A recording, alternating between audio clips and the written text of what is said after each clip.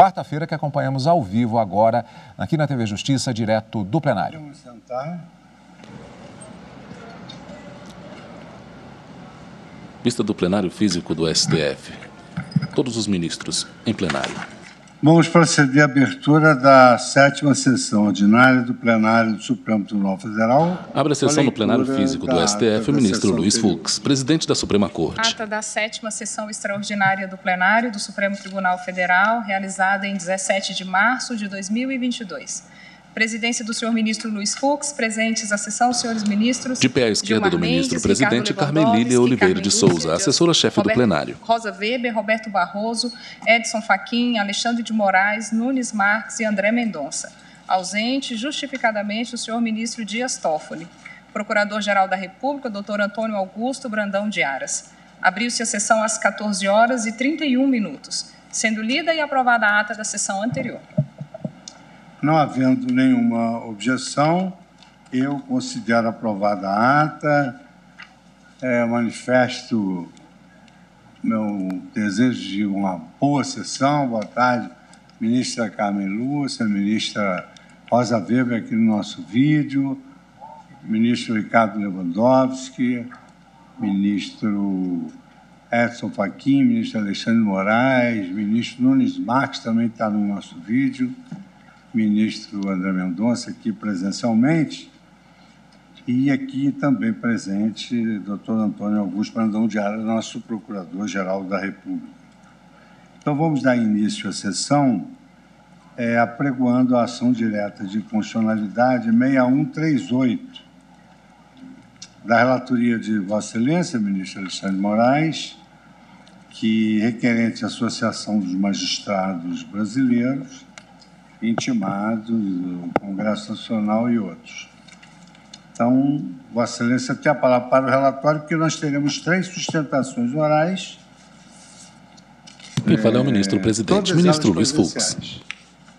Então, Vossa Excelência tem a palavra para o relatório.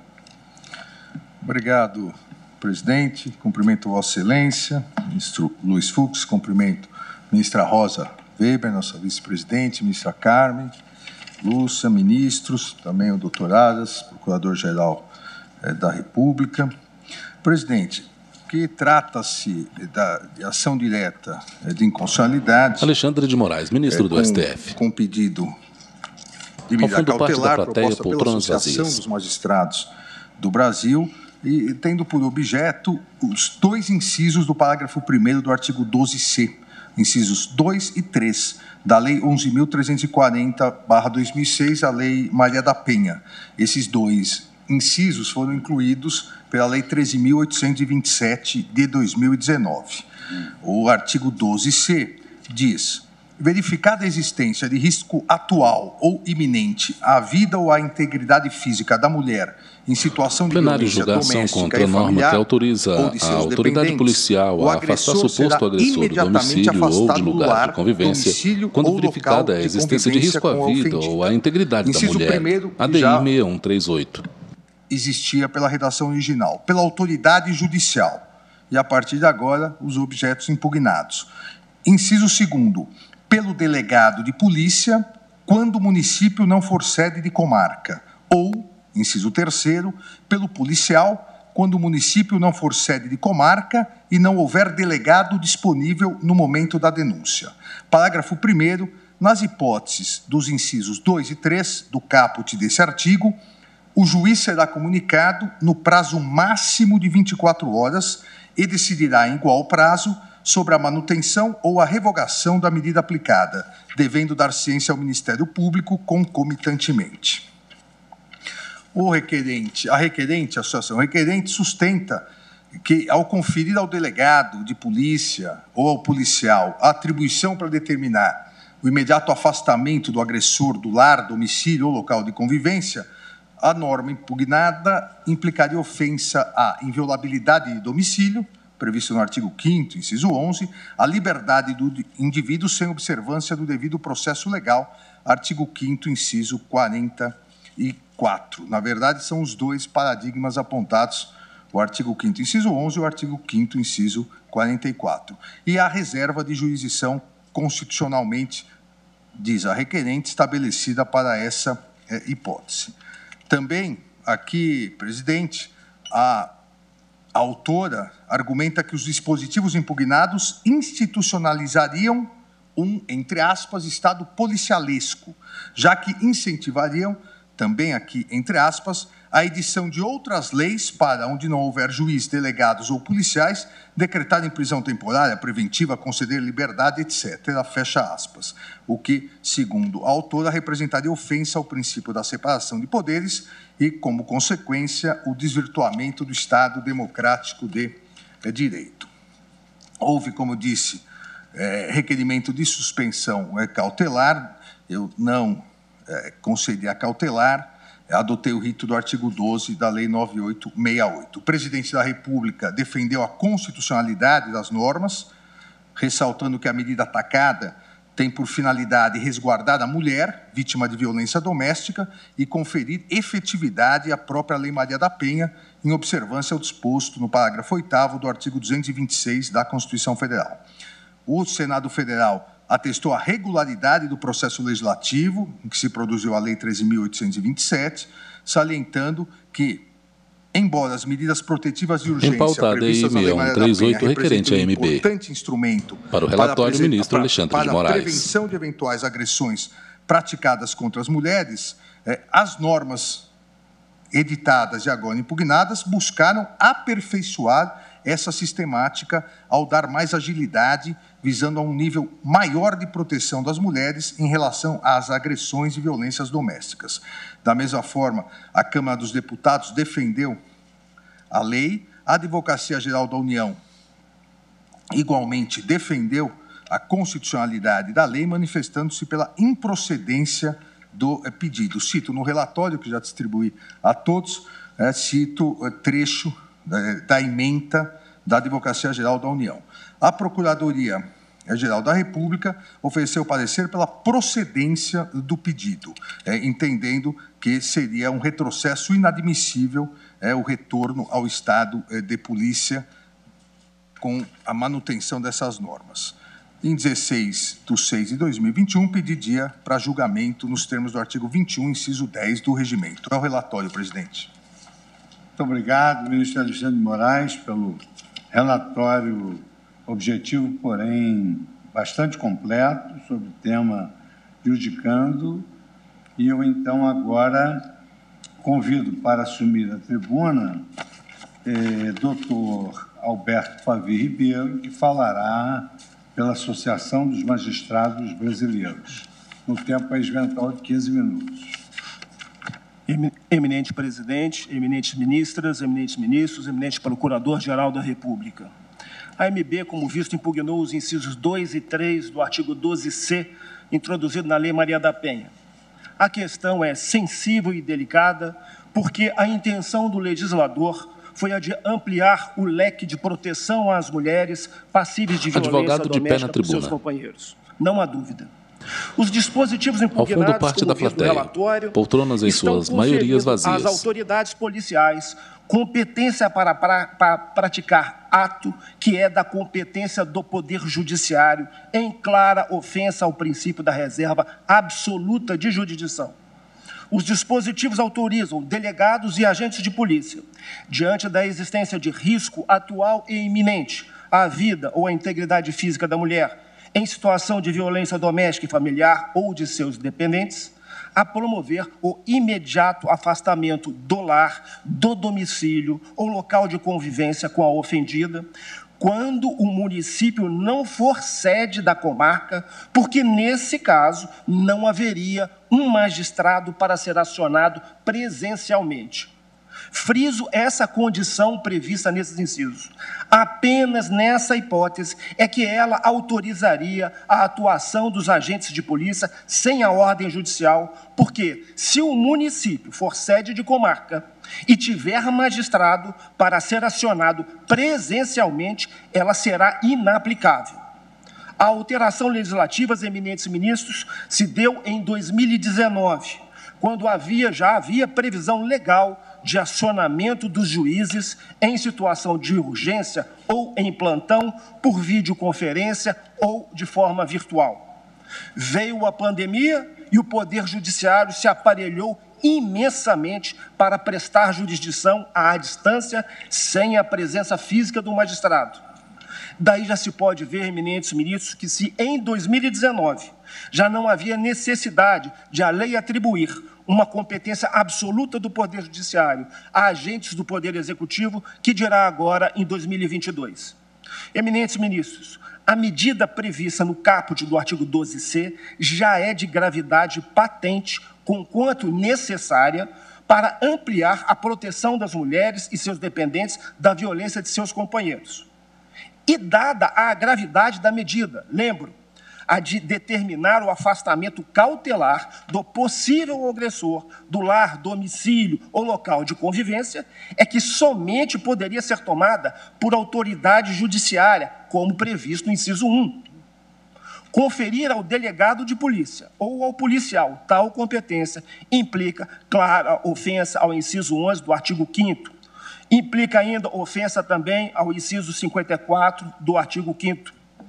Com efeito, não se pode cogitar da possibilidade de um policial ou delegado vir a penetrar no lar, domicílio local de convivência, sem ordem judicial, para retirar alguém do ambiente e ainda mantê-lo afastado, privando de sua liberdade.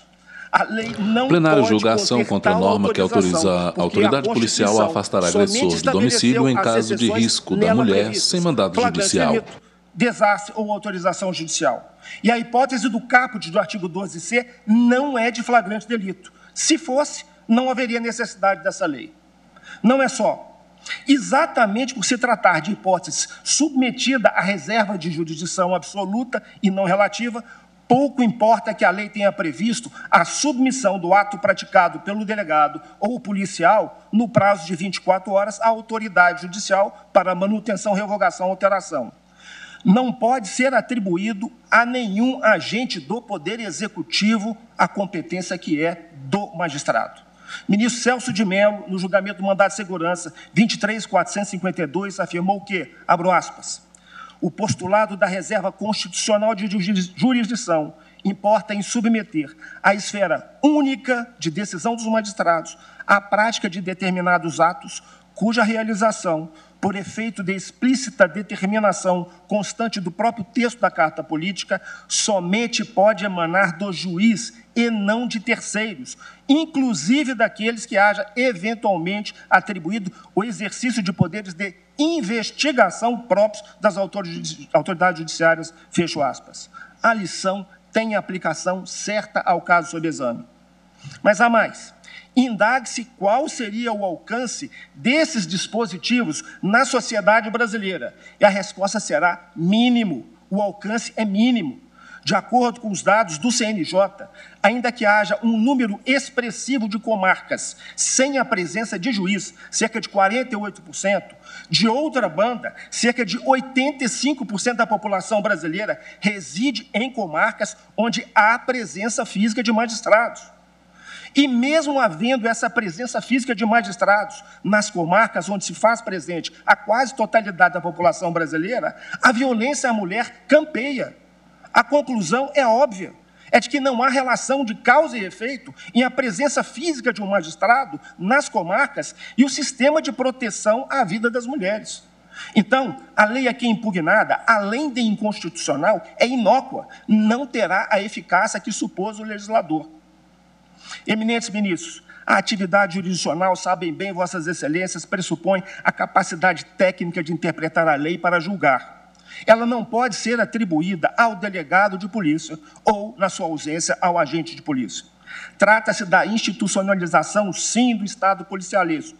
Estará justificada a edição de outras leis para, onde não houver juiz, virem delegados ou policiais a atuar em substituição a eles. Será o desvirtuamento do Estado Democrático de Direito, pois ao invés de fazer com que o cidadão tenha acesso ao Poder Judiciário, passe-se a atribuir atividades do Poder Judiciário a agentes públicos do Poder Executivo desprovidos do dever funcional da imparcialidade. Essa linha divisória não pode ser ultrapassada minimamente. Para finalizar, eminentes ministros, permito lembrar uma frase atribuída ao então vice-presidente da República, Pedro Aleixo, quando indagado se não confiaria no presidente da República para aplicar o famigerado AI-5. Teria dito Pedro Aleixo que no presidente ele confiava, mas não no guarda da esquina. É dizer, ele admitia que o presidente fosse o juiz do AI-5, mas temia a aplicação pelo guarda da esquina. Pois bem, aqui a lei questionada, eminentes ministros, está atribuindo ao guarda da esquina uma competência seríssima que a Constituição atribuiu com exclusividade aos magistrados. Com essas considerações, requer a AMB a procedência do pedido. Muito obrigado.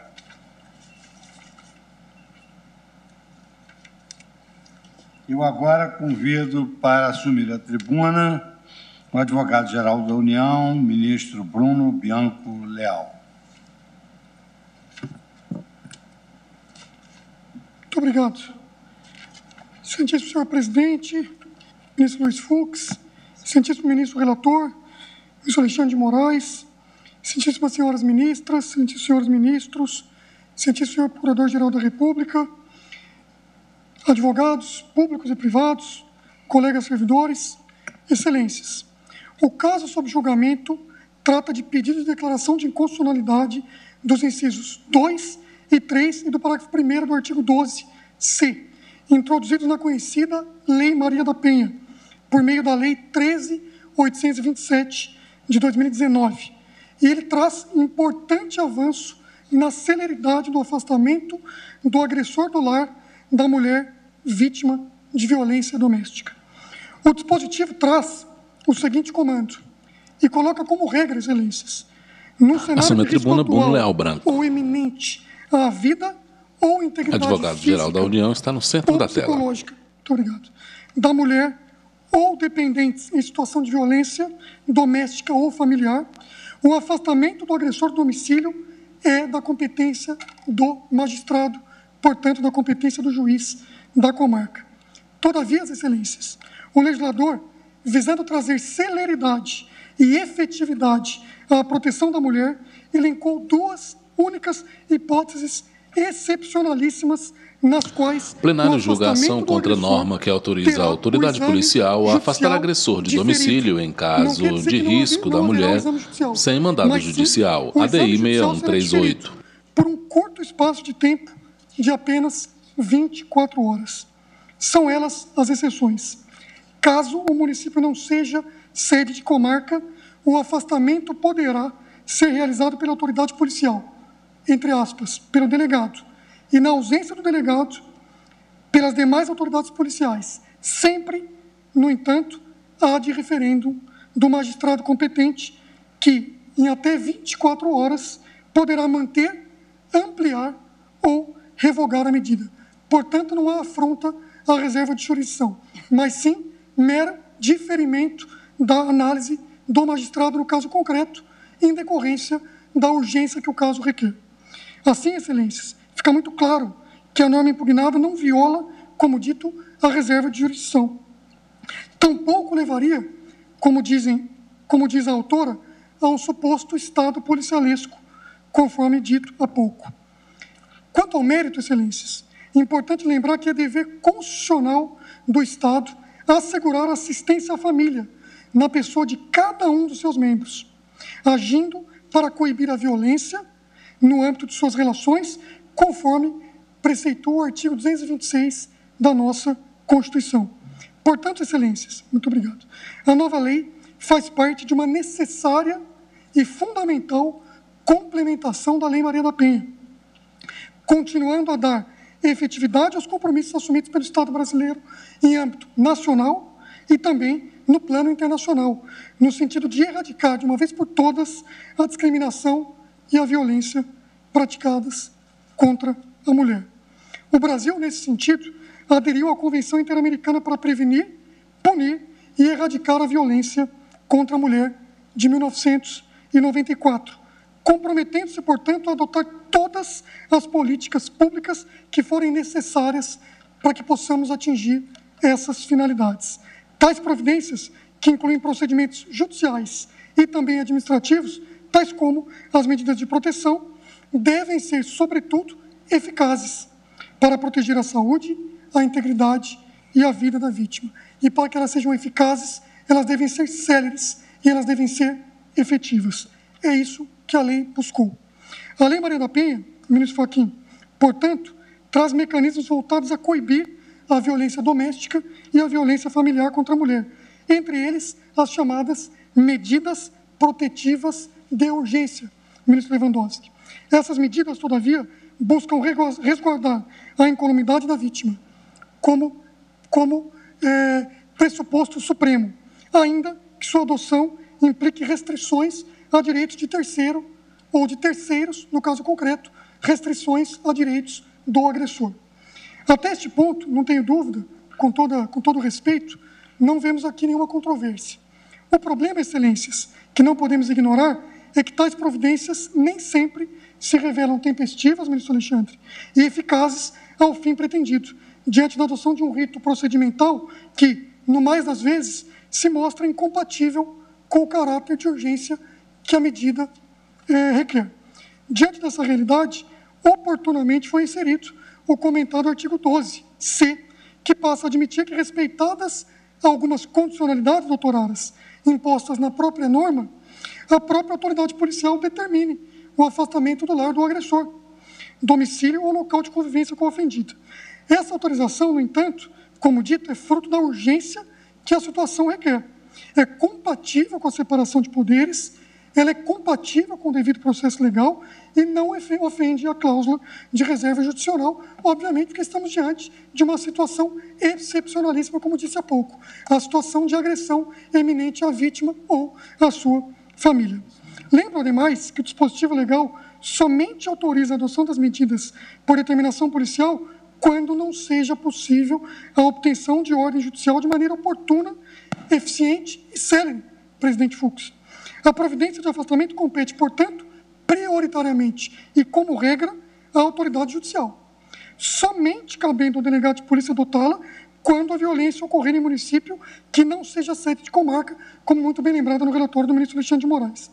As demais autoridades policiais, por sua vez, apenas estarão habilitadas quando o afastamento for em comarca, em município que não é sede de comarca, e também quando a autoridade policial, leia-se o delegado, também, ministro André, não estiver disponível, sempre tendo em vista a urgência que o caso requer e a saúde e salubridade da vítima, no caso, a mulher vítima de violência doméstica. Igualmente, excelências, também é necessária a existência de risco atual ou iminente à vida ou à integridade física da mulher ou de seus dependentes, por óbvio, em situação de violência doméstica ou familiar. Portanto, mais um requisito expresso na legislação. E nessas hipóteses, quando a violência já esteja sendo praticada ou esteja próxima de acontecer, não seria razoável se exigir da vítima que procure a autoridade judicial em outro município, em outra comarca, e aguarde a prolação de uma ordem judicial de afastamento do agressor, sob pena de retirar o caráter de urgência da medida. E sob pena também, ministro Gilmar Mendes, da medida se tornar ineficaz e termos aqui o risco efetivo a essas pessoas vítimas de violência doméstica. Importante aclarar, ministra Carmen Lúcia, ainda que essa determinação excepcional e urgente de afastamento do agressor nunca será subtraída do crivo judicial, o qual resta tão somente, como eu disse há pouco, diferido por um curtíssimo espaço de tempo de 24 horas, tendo em vista a urgência que o caso requer. Assim, não se verifica a situação em absoluto de sobreposição ou desrespeito à atividade do juiz, mas uma mera atuação supletiva da autoridade policial naquelas hipóteses somente e exclusivamente de impossibilidade da tutela jurisdicional em tempo hábil. Portanto, em momento algum, a norma busca subtrair a medida do controle tanto do Ministério Público quanto do controle jurisdicional. Trata-se, portanto, de mera antecipação de medida provisória de urgência, como ocorre, que eu trago aqui como exemplo, no caso de flagrante, quando qualquer um do povo pode prender quem quer que esteja cometendo um crime, devendo o auto de prisão ser encaminhado ao juiz competente no mesmo prazo de 24 horas, porque a urgência que o caso requer faz com que qualquer do povo possa tomar essa atitude. No entanto, isso não retira do Poder Judiciário o crivo posterior. É um mero como disse, diferimento da atividade jurisdicional. A respeito do tema, trago aqui o Supremo Tribunal Federal, ao julgar o recurso extraordinário 603-616, atesta que a garantia da inviolabilidade do domicílio será preservada nos casos de flagrante delito, se a prisão for ulteriormente submetida a um controle jurisdicional. Portanto, não há que se falar em qualquer afronta à reserva de jurisdição.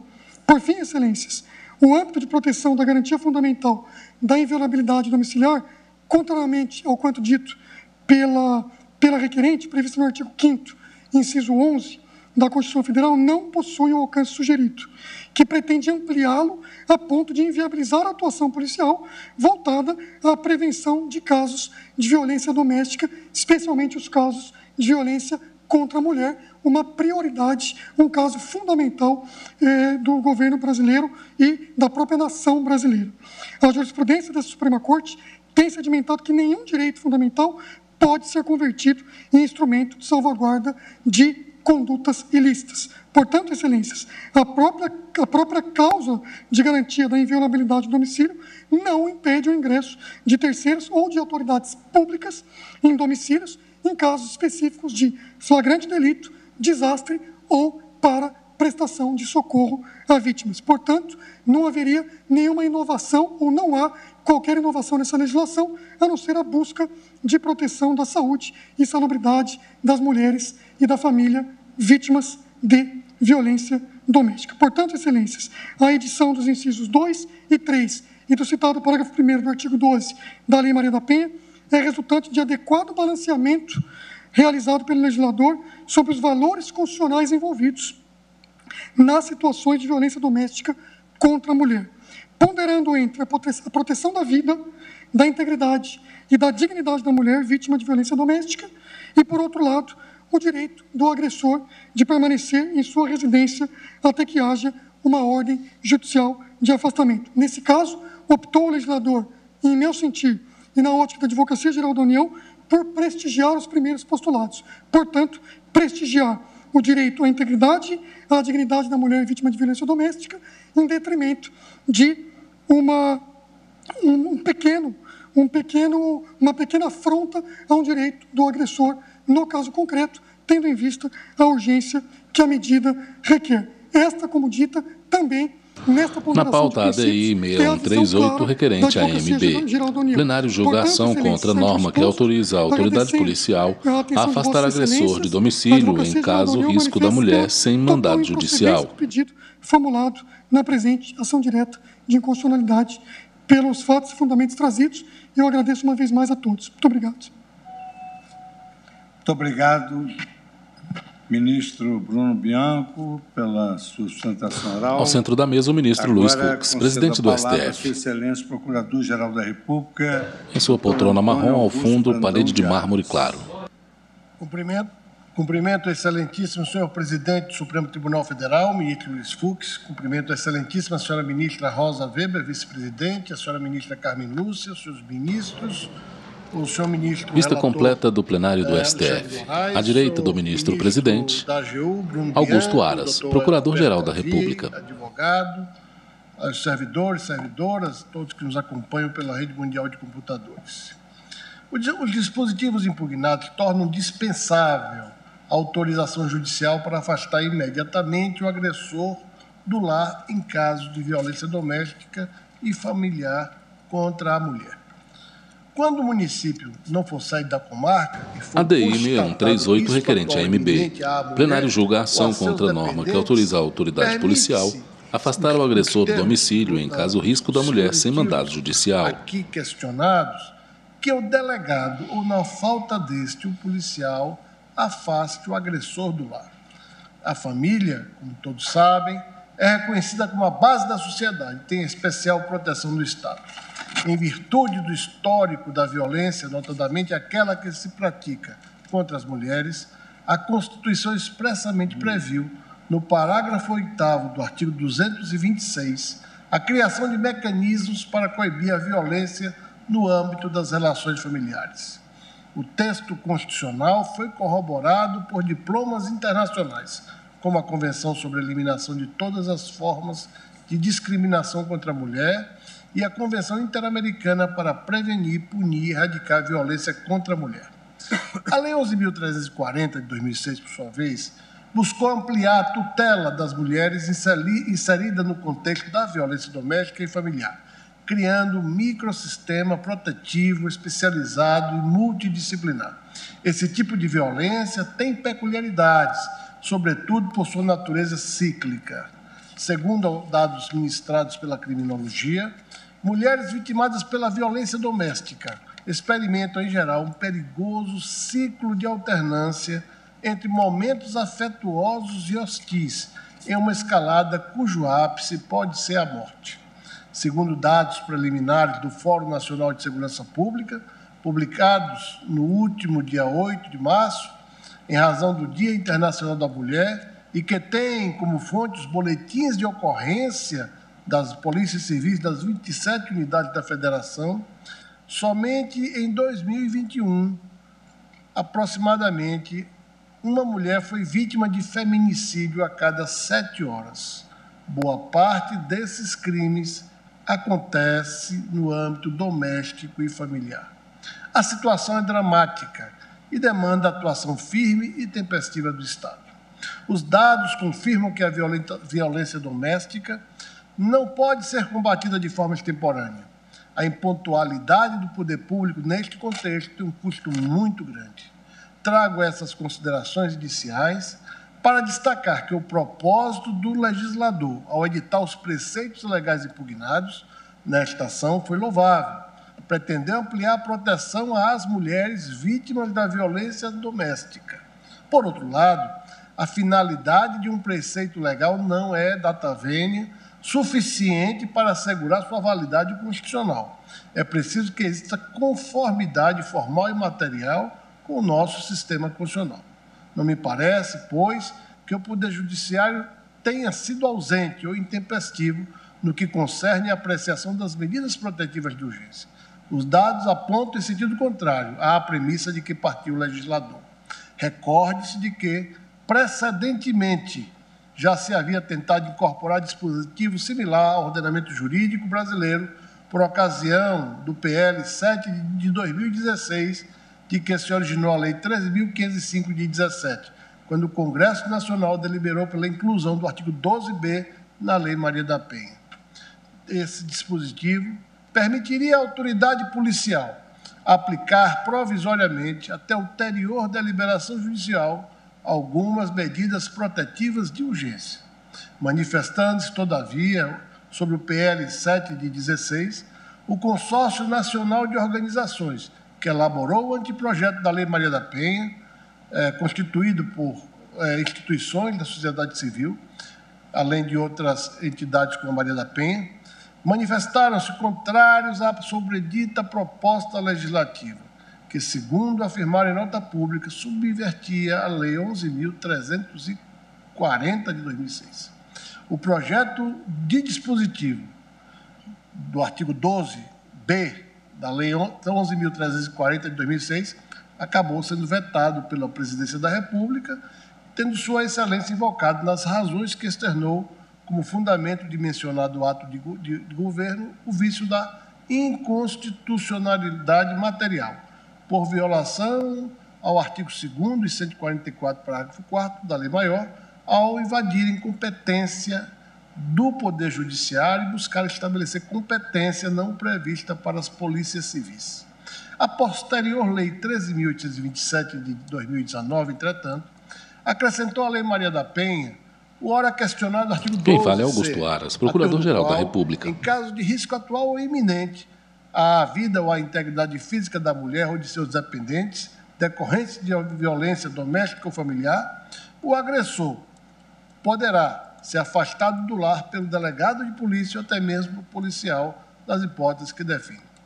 As mencionadas entidades de defesa do direito das mulheres emitiram uma outra nota pública, manifestando-se pela inconstitucionalidade dos incisos 2 e 3 e do parágrafo 1º do artigo 12c da Lei Maria da Penha, por violação às liberdades civis, ofensa ao princípio da reserva de jurisdição e embaraço à real eficácia das medidas protetivas de urgência.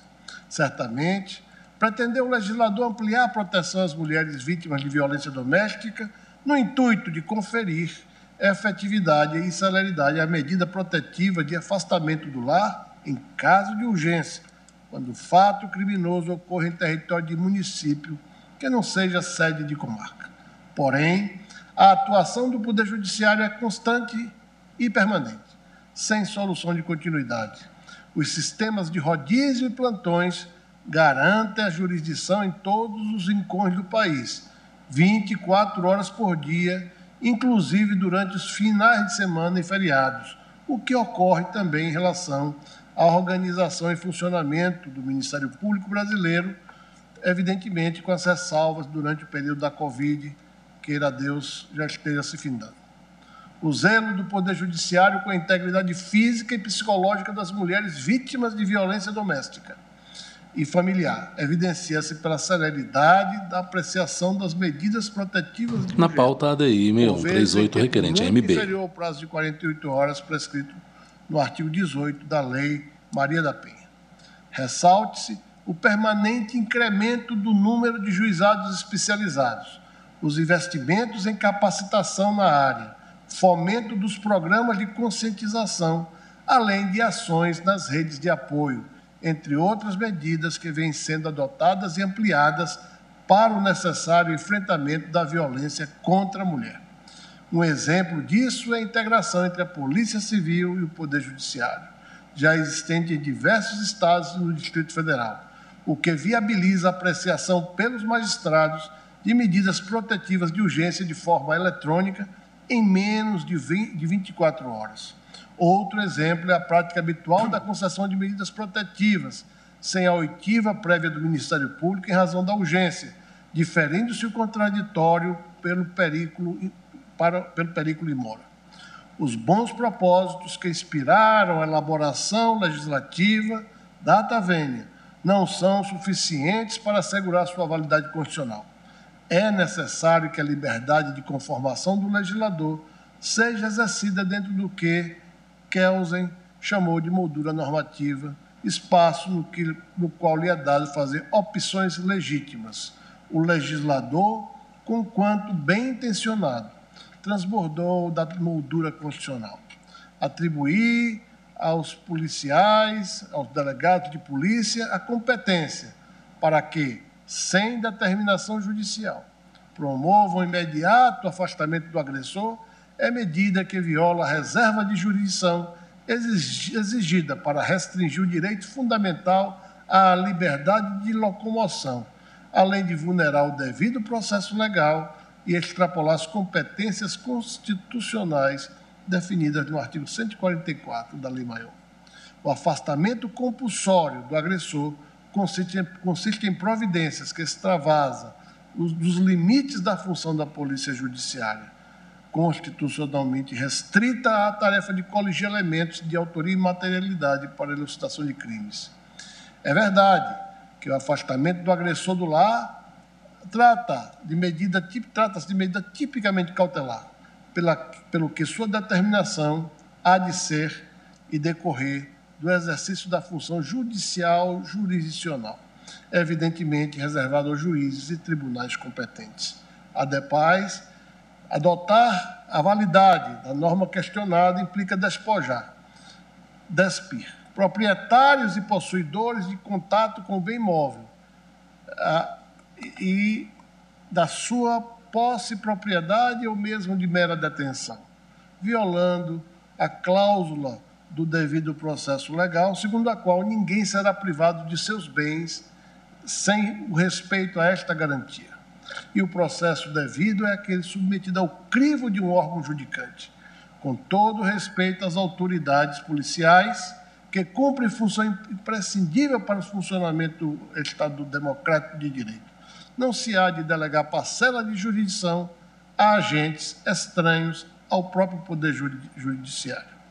Em relação à polícia, registre-se que o artigo 11, inciso 1 da Lei 11.340 de 2006 prescreve a evidenciar o cuidado com a integridade física da mulher, que no atendimento àquela que se encontra em situação de violência doméstica e familiar, a autoridade policial deverá, entre outras providências, garantir proteção policial, quando necessário, comunicando de imediato ao Ministério Público e ao Poder Judiciário o fato.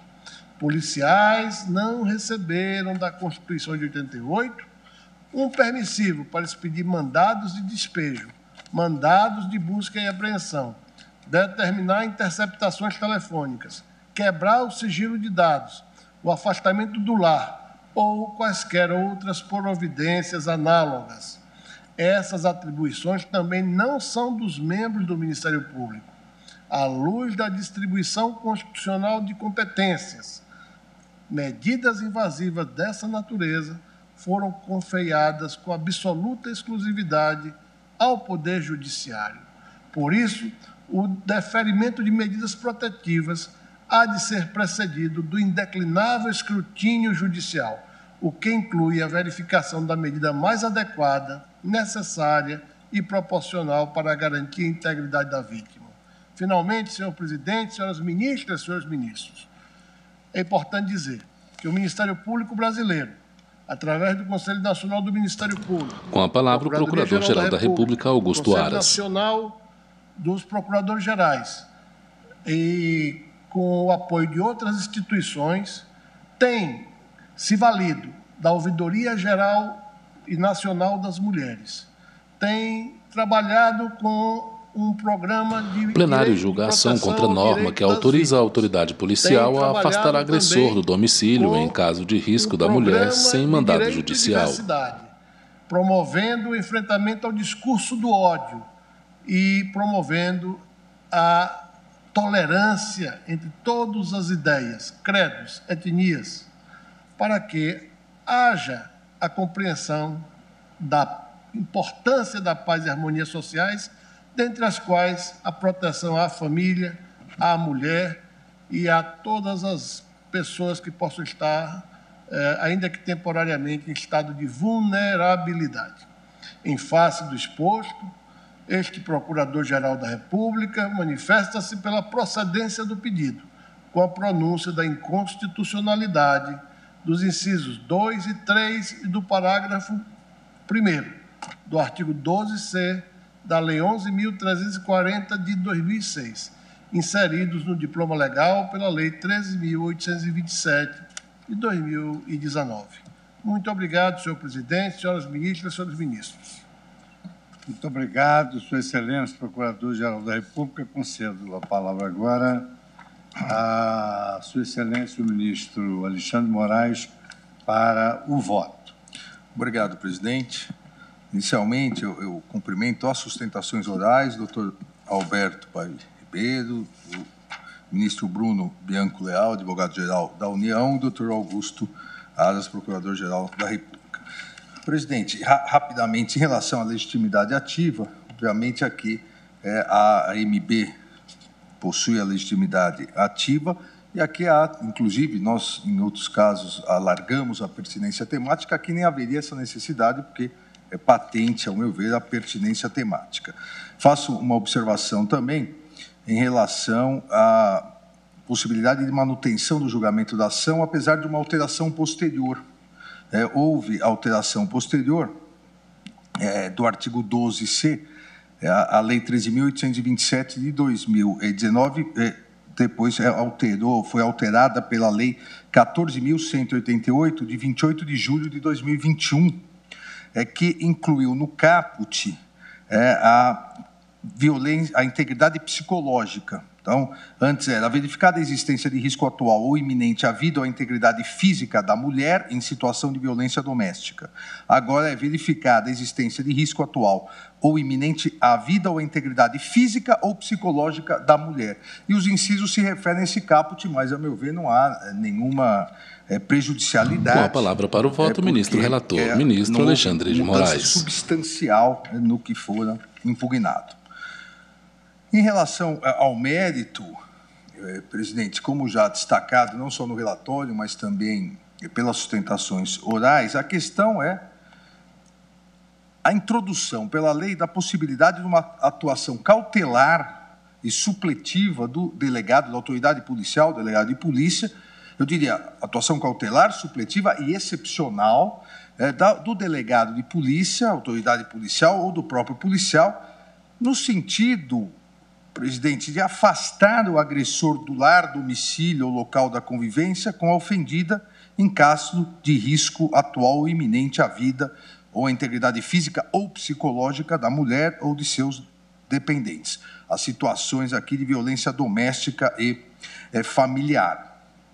Como já dito, inciso 2º e 3º e parágrafo 1º do artigo 12C. A lei vem em complementação à própria regra estabelecida no artigo 22.2 da Lei Maria da Penha, essa que se mantém inalterada, que é exatamente a regra, não a excepcionalidade, que constatada a prática de violência doméstica e familiar contra a mulher, nos termos desta lei, o juiz poderá aplicar o afastamento do lar, domicílio, local de convivência com a ofendida. A regra permanece, a regra é o afastamento por decisão judicial e, excepcionalmente, de forma supletiva e ad referendum do magistrado do Poder Judiciário, a alteração legislativa permite que o delegado, que a autoridade policial, delegado de polícia, possa exercer esse afastamento, essa função, quando o município não for sede de comarca. E ainda supletivamente, a própria autoridade policial ou policial, quando o município também não for sede de comarca e também não houver delegado disponível no momento da denúncia. Lamentavelmente, ainda no Brasil, nós temos inúmeros municípios que não têm delegado de polícia na delegacia, inúmeros que não têm delegacia, inúmeros que não têm delegado de polícia na delegacia. Então, nesse caso, haveria uma segunda supletividade, diríamos assim, por parte do policial. Mas, em ambas as hipóteses, o juiz deve ser comunicado no prazo máximo de 24 horas e ele referendará ou não, ou seja, a decisão a decisão final será judicial. Aqui, presidente, ministra Carmen, ministra Rosa, ministros, o que se discute é se existe nessa medida, nessa possibilidade do afastamento, primeiro, se existe a cláusula de reserva jurisdicional prévia. Se é possível, nesse âmbito, que a autoridade policial exerça uma função cautelar. Na sequência, se eventualmente aqui há proporcionalidade em se conferir a autoridade policial ao próprio policial. E se não haveria desrespeito à inviolabilidade domiciliar.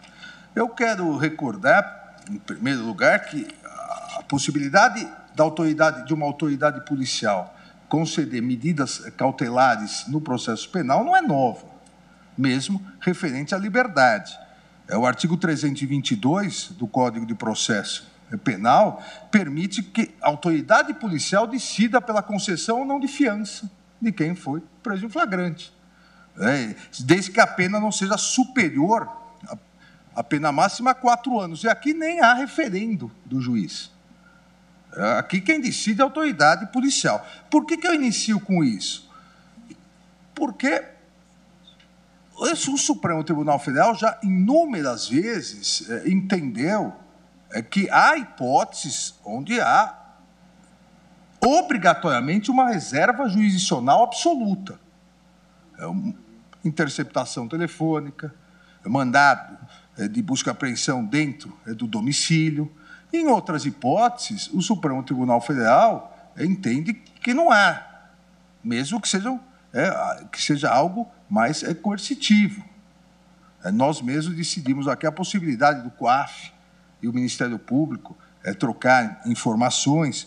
Então, a questão aqui é se essas alterações realmente ferem eu diria, absoluta primazia do Poder Judiciário aqui em conceder essa medida cautelar previamente, porque, insisto, sempre será de referendo no magistrado em 24 horas, ou se essa medida se adequa a todo o sistema internacional de proteção às mulheres. Essa é a questão.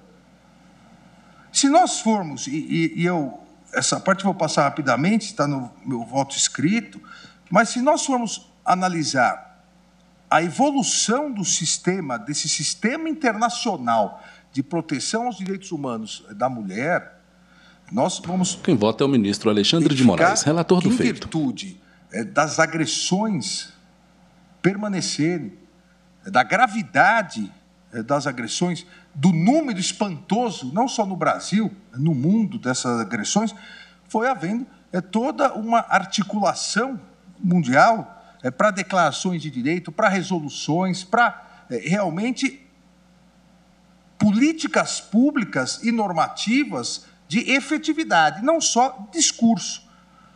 Se nós formos lá atrás, 1791, apresentada na Convenção Nacional, Assembleia Constituinte Francesa, em 1791, já uma declaração dos direitos da mulher e da cidadã, que foi apresentado paralelamente. Vossa Excelência, me permite, por favor. Olympe de Gouges, no entanto, foi só por apresentar, guilhotinada, né? Só por apresentar. E digo isso, o professor Dalmo Dallari tem um livro sobre ela, porque a Declaração dos Direitos do Homem era do homem mesmo, macho, e não atingia as mulheres. Ela, então, apresentou e foi guilhotinada.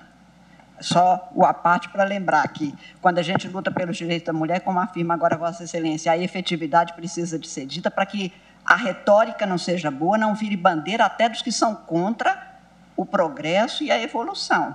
De vez em quando, algumas de nós somos guilhotinadas ainda, quando não canceladas, figurativamente por enquanto. Mas é bom sempre lembrar de Olympe de Gouges. Obrigada, presidente. Obrigada.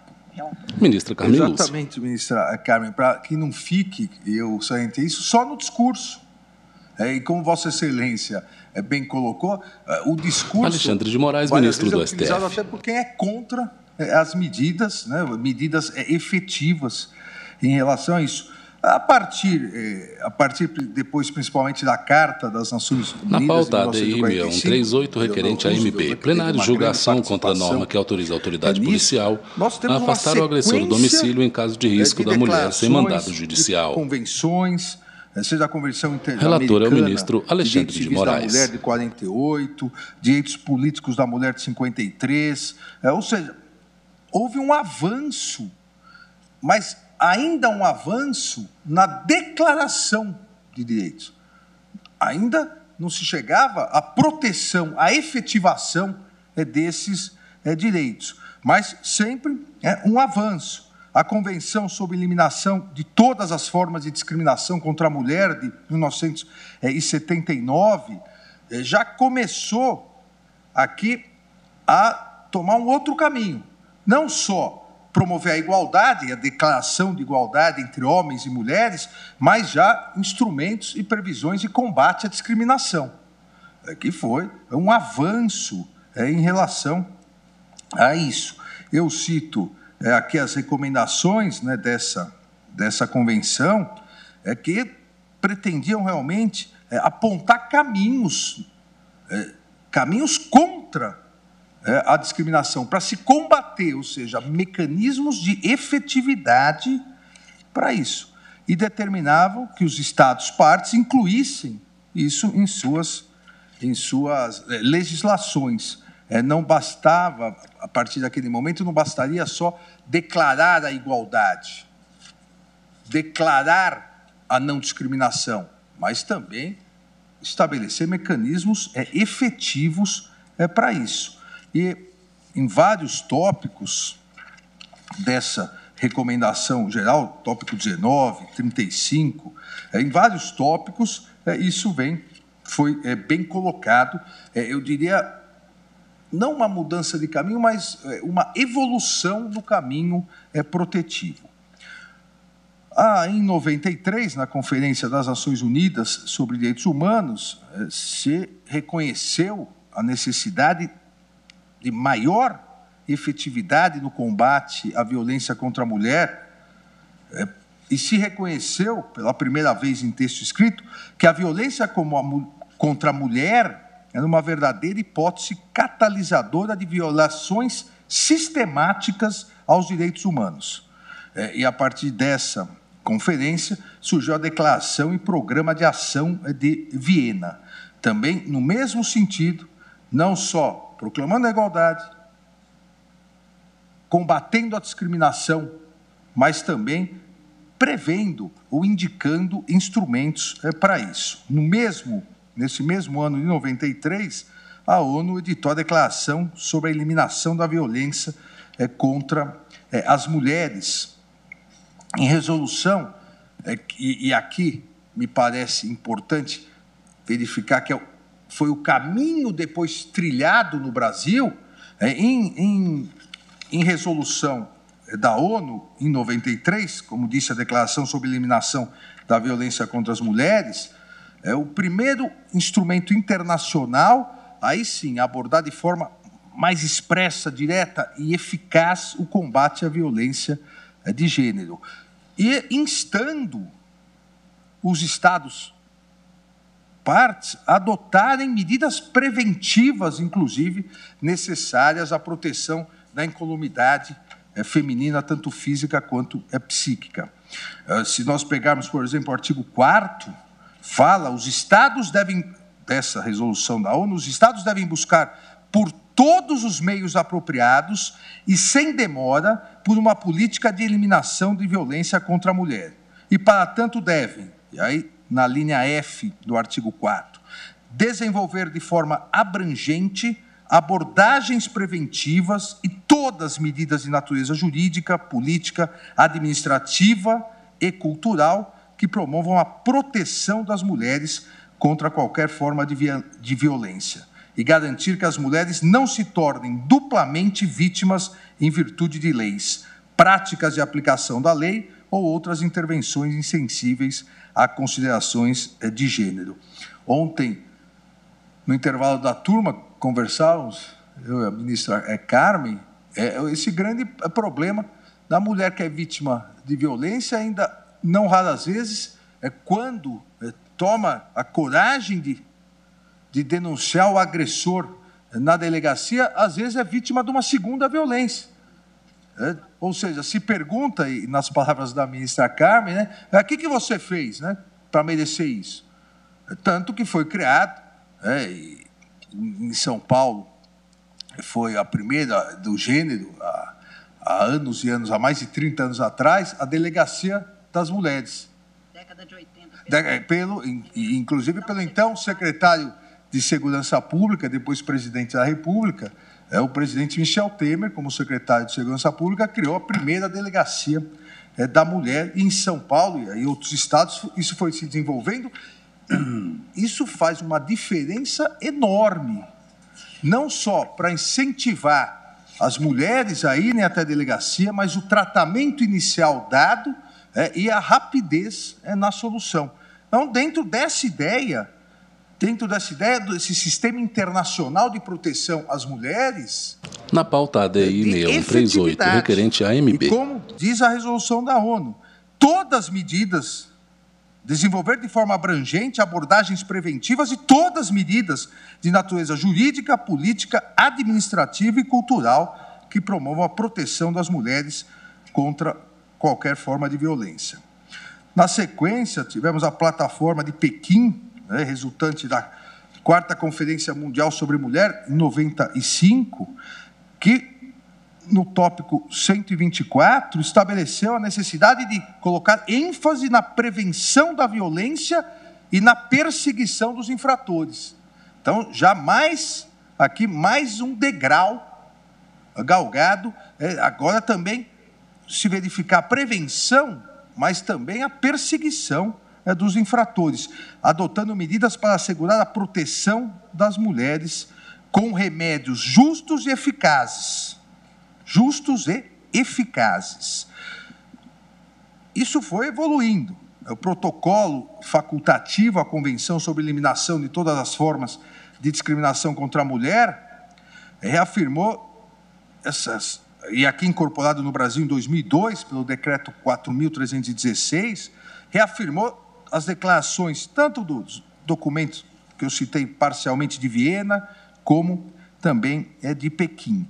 Em 94, tivemos a Convenção Interamericana para prevenir, punir e erradicar a violência contra a mulher, a chamada Convenção de Belém do Pará, incorporada aqui pelo Decreto 1973, ou seja, todo esse sistema foi sendo criado, foi sendo desenvolvido, todo esse sistema foi sendo aperfeiçoado, no sentido da criação de mecanismos, não só de se declarar igualdade, de se declarar proibição à discriminação, mas também, presidente, da criação de mecanismos preventivos e repressivos eficazes, proteção da mulher, prevenção da violência e, como disse na Conferência de Pequim, perseguição dos infratores. Na Convenção de Belém do Pará, vários tópicos colocam exatamente a necessidade de políticas destinadas, o artigo 7º, políticas destinadas a prevenir, punir e erradicar a violência, agir com o devido zelo para prevenir, incorporar na sua legislação interna normas penais, civis, administrativas e outras naturezas para prevenir, adotar medidas jurídicas que exijam do agressor que se abstenha de perseguir, intimidar e ameaçar a mulher ou de fazer uso de qualquer método que danifique ou ponha em perigo sua vida ou integridade ou danifique sua propriedade. Quantas e quantas vezes, presidente, a mulher, depois de anos e anos de agressão, toma coragem, vai até a delegacia. Isso ocorre muito quando a agressão, ela passa da figura da mulher e começa também na figura dos filhos. A mulher vai até a delegacia, vai às vezes até a promotoria. Eu fui promotor criminal em São Bernardo, 2 anos, procuravam direto a promotoria. E aí, quando voltavam para casa, às vezes eram mais agredidas ainda e não raras vezes mortas, porque procuraram as autoridades, sejam autoridades policiais, seja o Ministério Público. Isso fez surgir a necessidade dessas medidas protetivas, essas medidas preventivas em todo o ordenamento jurídico. E essa evolução acabou gerando, no Brasil, a necessidade da adoção de mecanismos específicos para a realidade brasileira. Esse sistema internacional, especificamente aqui interamericano, com a Declaração de Belém do Pará de proteção de direitos humanos, esse sistema desembocou a partir do caso Maria da Penha, que foi o primeiro grande caso de violência doméstica analisado e a primeira aplicação da Convenção de Belém do Pará, no contexto regional brasileiro, fez a necessidade que essas recomendações, criou a necessidade dessas recomendações virarem uma lei específica no Brasil de combate à violência de gênero, de combate à violência contra a mulher. E o Brasil, isso foi bem, adotando. Se o Brasil, por um lado, tem um número absurdo, e eu vou depois citar alguns dados sobre violência contra a mulher, mas o legislador brasileiro foi bem nesse sentido. E seguiu muito um manual que a ONU, o Manual de Legislação contra a Violência, de Violência contra as Mulheres, que a ONU elaborou. A ONU elaborou um manual e distribuiu, a partir de todas essas convenções e todas as medidas interessantes e importantes adotadas em inúmeros países, e distribuiu para os países membros da ONU. E o Brasil adotou várias delas na Lei Maria da Penha. E é importante aqui que nesse manual de legislação contra a violência praticada à mulher, No item 3.10.4, a ONU recomenda, quando houver uma alegação de perigo imediato de violência, a legislação deve fornecer aos oficiais pertinentes a autoridade para ordenar a retirada de um demandado de casa e a sua permanência a uma distância segura do sobrevivente. E estabelecer que o procedimento ocorra em caráter ex parte, sem qualquer audiência, e deve outorgar prioridade à segurança do sobrevivente sobre os direitos de propriedade e outras considerações. Então, essa recomendação internacional da ONU não prevê, como no mais das vezes os países não estabelecem, a necessidade sempre de ordem judicial. O mecanismo para protetivo, o voto, ministro Alexandre de Moraes. Esse mecanismo protetivo contra as mulheres, que nem chega aqui a ser um mecanismo preventivo, porque ele ocorre depois que a agressão, no mínimo psicológica, já ocorreu, já se concretizou, já se materializou. Essa recomendação internacional da ONU diz que a efetividade está em fornecer aos oficiais pertinentes autoridade para ordenar a retirada de um demandado de casa. Essa solução tem sido adotada cada vez mais pelos países, a necessidade de concessão de ordens de proteção de emergência para se evitar, seja o risco iminente de atos de violência, seja a continuidade, a permanência disso. As ordens de interdição, chamadas assim na Convenção do Conselho da Europa para Prevenção e Combate à Violência contra as Mulheres e à Violência Doméstica, chamada Convenção de Istambul, as ordens de interdição de emergência para afastar o agressor ou o potencial agressor do domicílio da vítima, elas devem ser dirigidas pela legislação a autoridades públicas. Não há essa exigência nem internacional, nem no Brasil, especificamente para o juiz. E volto a insistir aqui no Brasil nós nem precisaríamos, aqui na ADI 6138, nem precisaríamos entrar tanto nisso, porque é o juiz que vai decidir em última análise. É o juiz que há de referendo em 24 horas, vai decidir muito melhor do que a previsão anterior, que previa 48 horas para informar o juiz, 48 horas para o juiz decidir, depois de 4 dias a vítima estava morta, como em várias vezes isso ocorreu. Há um sistema internacional, do qual o Brasil faz parte, ele foi evoluindo no sentido da necessidade de medidas e instrumentos eficazes. Alexandre de Moraes, ministro do STF. Quais autoridades seriam competentes para impor o afastamento do agressor, mas não excluem autoridades administrativas, autoridades policiais.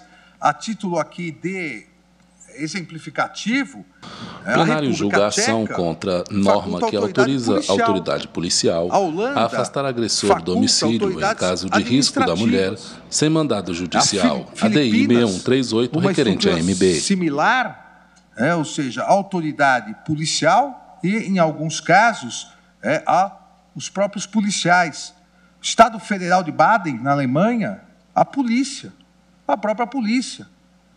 A polícia, a norma, a polícia chega, já numa agressão, já pode imediatamente realizar o que seria o nosso boletim de ocorrência e já determinar que nem volte para casa esse agressor.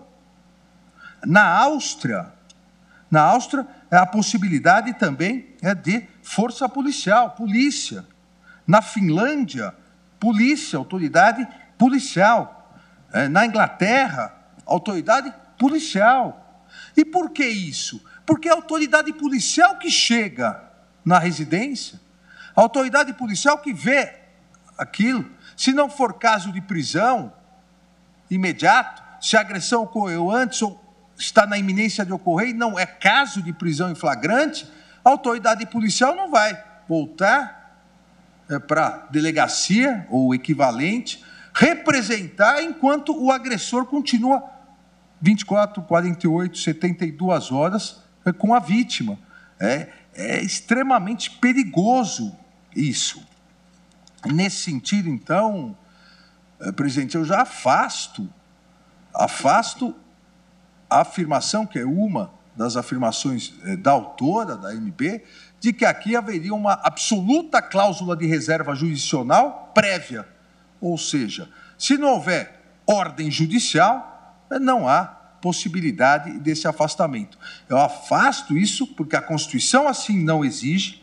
A Constituição, no artigo 226, parágrafo 8º, exige que o Estado assegure assistência à família na pessoa de cada um dos que a integram, criando mecanismos para coibir a violência no âmbito de suas relações.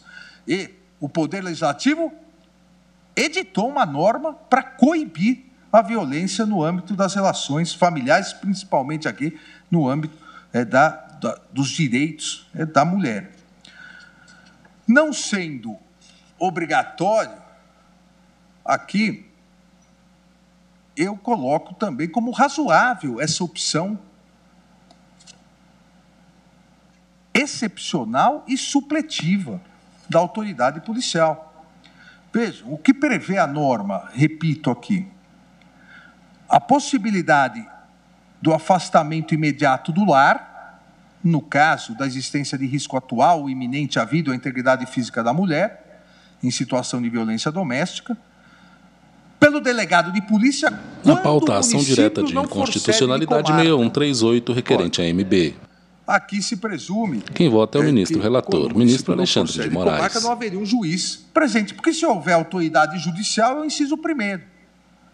E pelo policial, quando o município não for sede de comarca e nem delegado estiver disponível no momento da denúncia. Qual a ideia? Qual a razoabilidade aqui? Me parece que a norma é razoável, é proporcional, é adequada a todo o sistema internacional de proteção contra a violência às mulheres, é garantir efetividade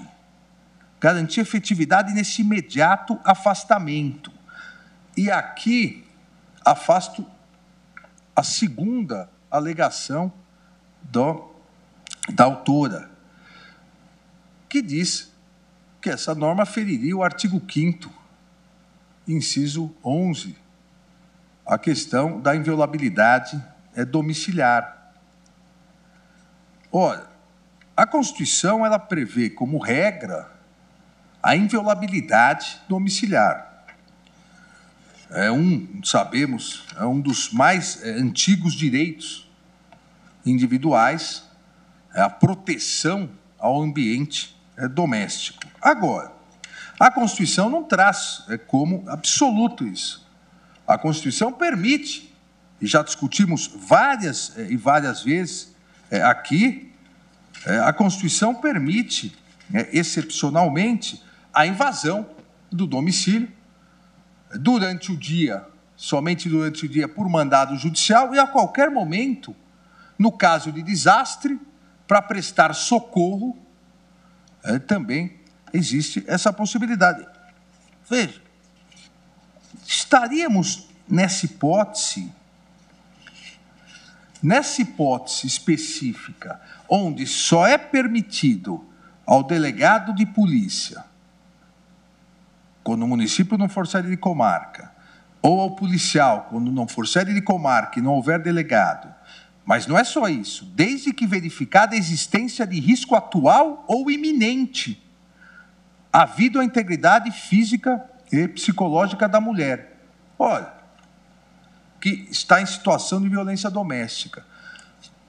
Não poderia a autoridade policial ingressar para prestar socorro? É uma das exceções constitucionais. Vai pedir mandado judicial? A polícia, quando a mulher está sendo espancada, ela não entra? Ou se a mulher liga, e recentemente, isso é uma matéria, em que várias mulheres fingindo que ligavam para a pizzaria, não sei se os colegas viram, ligavam 90 e pediam pizza. Aqui uma pizza, e o atendente do outro lado, do Copom, falava, qual o endereço para entrega? Foram vários e vários casos.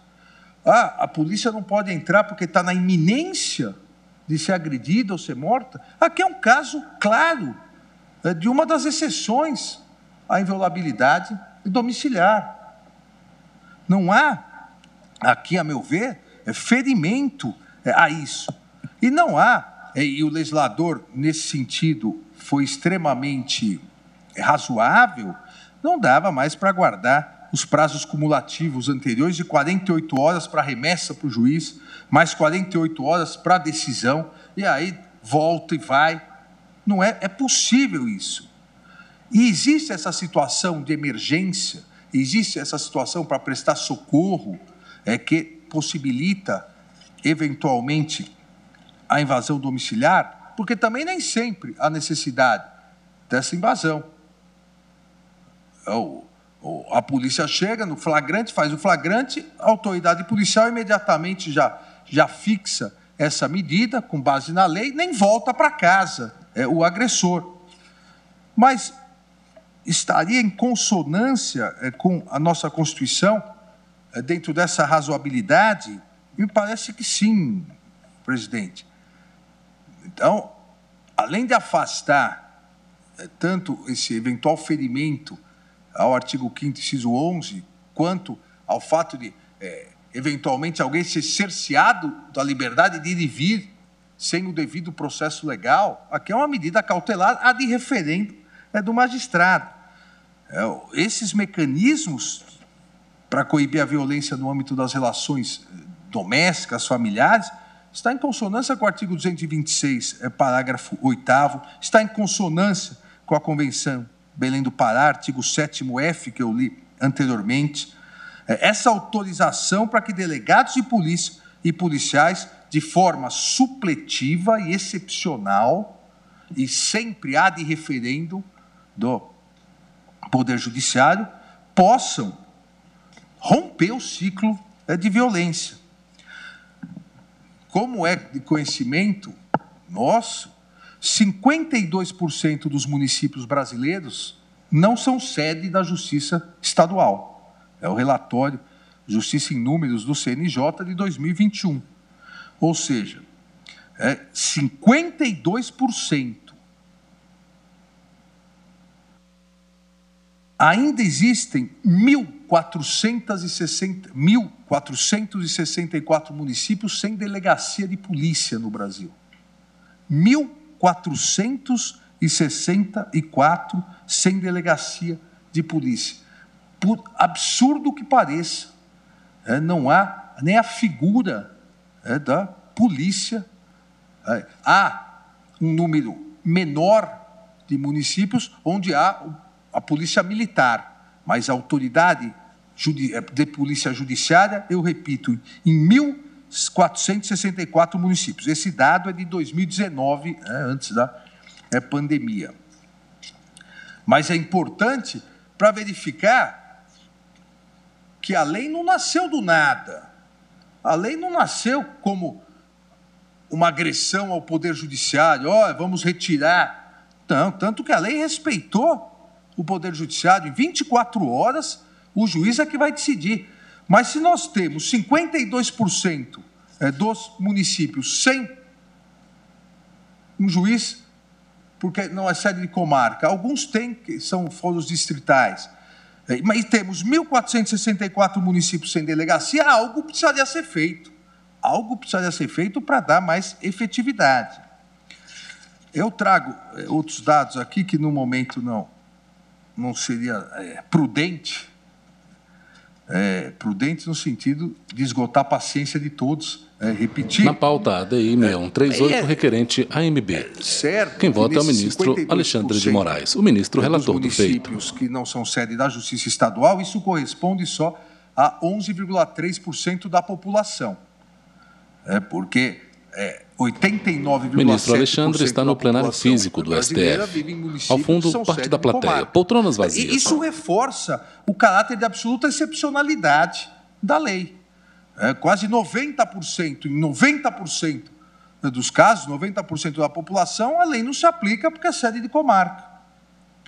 Há ainda um outro número percentual em que, mesmo não sendo sede de comarca, há um juiz distrital. Plenário de julgação contra a norma que autoriza a autoridade policial a afastar o agressor do domicílio em caso de risco da mulher sem mandado judicial. ADI 6138, requerente AMB. Mas nesses casos, excepcional e supletivamente, há necessidade. Porque não é possível que a mulher seja agredida, esteja na iminência de agredir, e não haja uma medida rápida, uma medida célere, que permita rapidamente a polícia afastar o agressor da casa. Até porque, outro dado importantíssimo, 66% dos casos de feminicídio ocorrem na casa da vítima. 66% ocorrem na casa da vítima. Tanto que, no caso de violência contra as mulheres, se diz que a casa é o pior inimigo da mulher, porque ela convive com o agressor, existe a cultura de vizinhos, das pessoas não se meterem, e ela acaba sendo agredida até que chega à morte. Então, 66% feminicídios na casa da vítima. Se nós formos somar com os 3% na casa do agressor, dá 70%, ou seja, dentro da casa, agressor e vítima. Isso, no caso, de feminicídio. No caso de agressões, esse número vai para quase 75%. Há ainda outros dados que são alarmantes. Para cada 4 feminicídios... Para o voto, ministro relator. Ministro Alexandre de Moraes. Atinge uma outra pessoa... ADI 6138, requerente AMB. Os filhos. Plenário de julgação contra a norma que autoriza a autoridade policial a afastar agressor do domicílio em caso de risco da mulher sem mandado judicial. Relator é o ministro Alexandre de Moraes. A violência chega não só à mulher, mas também aos filhos. Os filhos, quase 43, 14, 57% acabam afetando os filhos. As vítimas que morreram, presidente, feminicídio, no estudo realizado, eu cito aqui, eu estou pulando para ser mais rápido, o Comitê CEDAV, que fez análise sobre a questão dos... As vítimas mortas, as vítimas que sofreram feminicídio, 97% elas não tinham nenhuma medida protetiva. Eram já vítimas de violência doméstica sem medidas protetivas. Só 3% com medidas protetivas acabaram sendo vítimas de feminicídio. São aquelas que procuram antes a polícia, procuram antes as autoridades e têm uma medida protetiva. O que demonstra, o estudo conclui nisso, que realmente inibe, são eficazes as medidas. Se não inibem totalmente, mas inibem, e essa diferença de cada 100 feminicídios, 97 as vítimas não tinham nenhuma medida protetiva, demonstra a importância de uma interpretação que garanta efetividade e eficácia às medidas protetivas. Ainda, presidente,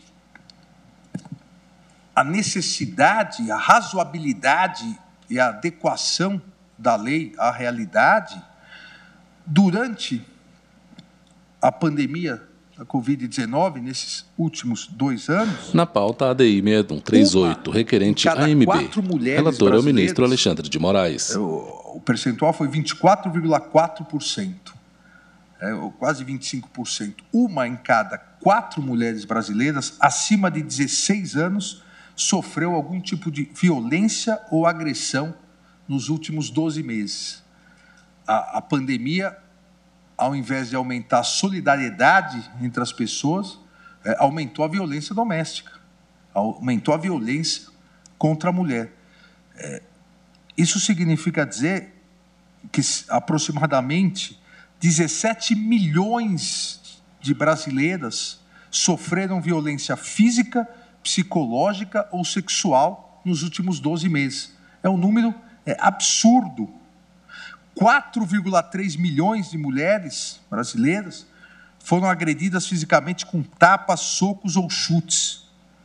E o relatório diz, isso significa dizer que a cada 8 minutos, Quem vota é o ministro relator, o ministro Alexandre de Moraes. Foi agredida com tapas, socos ou chutes durante a pandemia. Cerca de 13 milhões Lista completa de brasileiras do plenário do STF. Ofensa verbal, insultos ou xingamentos. À esquerda da mesa, o ministro Alexandre de Moraes para o voto. São catastróficos. E volto a insistir, nos feminicídios, 97% das vítimas não tinham nenhuma medida protetiva. Não há, a meu ver aqui, como apontar que a norma, além, como disse, iniciei não ferir o artigo 5º, inciso 11, artigo 5º, inciso 54. Não há, a meu ver, como dizer que a norma não é razoável, não é proporcional, não é adequada dentro de tudo que foi incluído nesse sistema internacional de proteção contra a violência às mulheres. Porque vai ao encontro de todas as resoluções, todas as convenções internacionais, medidas protetivas que podem, como aqui é o caso, supletiva e excepcionalmente serem ordenadas pela autoridade policial ou, na sua ausência, pelo policial. E com o cuidado que teve o legislador, o cuidado de, em 24 horas, haver o referendo da autoridade judicial. Ainda, e já vou para a conclusão, presidente, essa necessidade foi muito bem destacada pelo então deputado Bernardo Santana de Vasconcelos no projeto de lei que redundou aqui na inclusão do artigo 12C. Ele, a partir de vários relatos, vários estudos da polícia, coloca que a prática tem demonstrado que o prazo de 48 horas para que as medidas protetivas de urgência requeridas pela vítima de violência doméstica e familiar, para serem encaminhadas ao judiciário, não são efetivas. E se colocou, na justificativa para a apresentação do projeto, a necessidade de separar rapidamente a vítima do seu agressor, a vítima do seu algoz. Para encerrar, presidente, me parece que nem haveria necessidade, porque a lei é de 2019, nós estamos em 2022. Nós estamos 3 anos já com a lei, e me parece que o Brasil não se tornou um Estado policialesco em virtude dessa lei. Na verdade, aqui o tempo já é o melhor argumento em relação a isso, que é outra alegação da autora, da requerente. E não há também nenhuma base fática para dizer que isso possa ocorrer.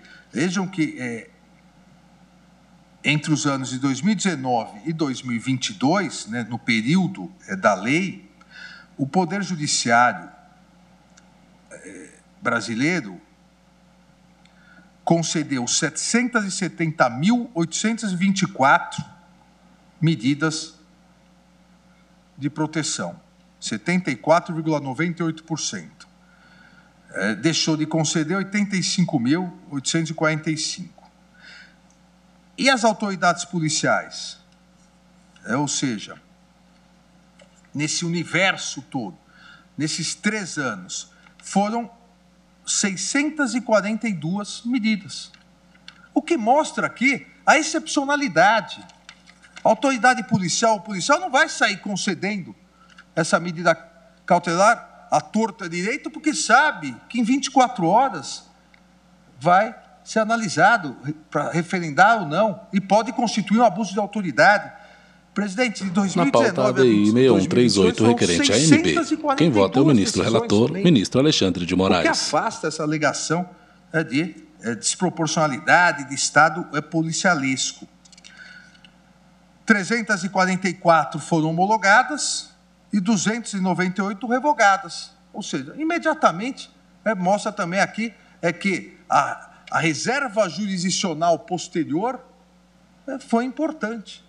Imediatamente, o juiz analisa.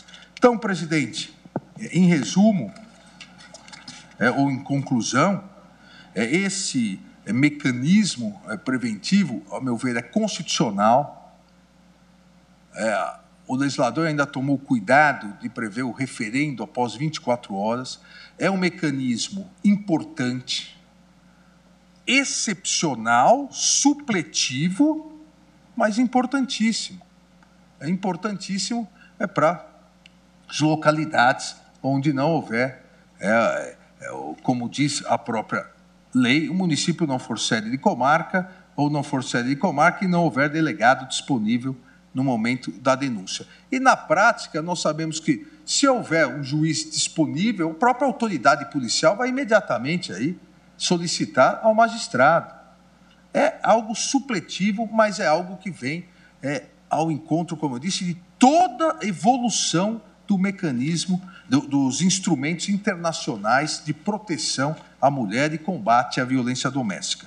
Diante disso, presidente, julgo improcedente a ação direta e declaro a constitucionalidade dos incisos 2 e 3 e do parágrafo 1º do artigo 12C da Lei 11.304, Lei Maria da Penha, em dispositivos esses incluídos pela Lei 13.827 de 2019.